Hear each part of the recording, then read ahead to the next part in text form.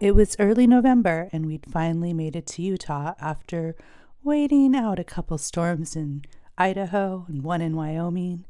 Snow had caught up to us. It was that quiet, early snow when everything's still pretty. So I decided to stop for a bit and enjoy it.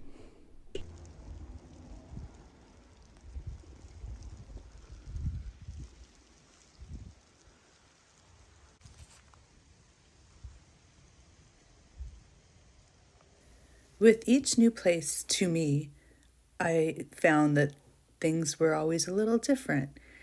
Ways of being outside might be different, like this place with an outdoor archery range. At first, I was confused as to what these animals were, but once I figured it out, I thought of warmer days with people happily shooting at these targets and having a good time.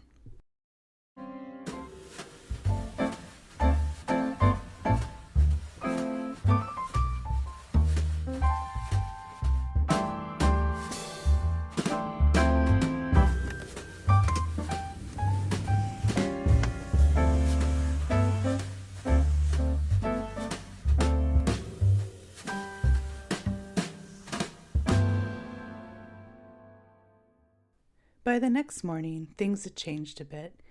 Snow had ceded to hoarfrost, and the sun was out. But it still felt like we were alone in the world in a way. I knew we weren't really alone, but to be honest, I was kind of beginning to wonder.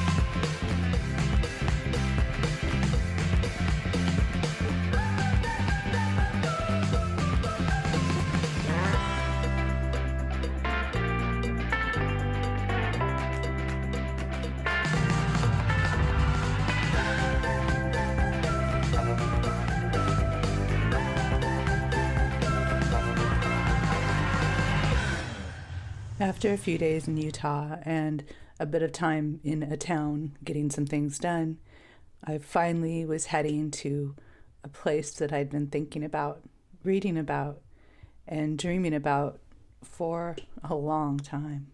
One of my favorite things about visiting a new to me area, especially national parks and national lands, is the unknown, what can be, and the gift and surprise of each day and those moments. Before I even made it to what my intended reason for being in the area was, Arches and Moab, I turned towards Canyonlands and the Island in the Sky district.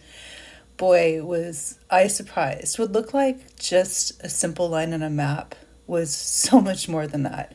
I could probably spend part of a lifetime in that area and not see and do all the things that I would want to do. And one of my new favorite places quickly became Dead Horse Point State Park. It was an exemplary example of a Utah state park. I ended up staying there probably almost a week, and I stayed in the Islands in the Sky area about a week as well.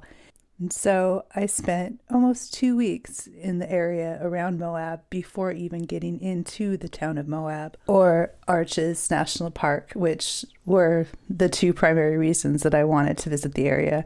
I'd always wanted to see Canyonlands, and again, on a map, it looked interesting. It looked big. I knew that there were 3 different sections, but it wasn't until I actually got to be there to see it and walk the paths that I was able to start to gain some sort of an understanding of the area and what lied beyond. I was hooked.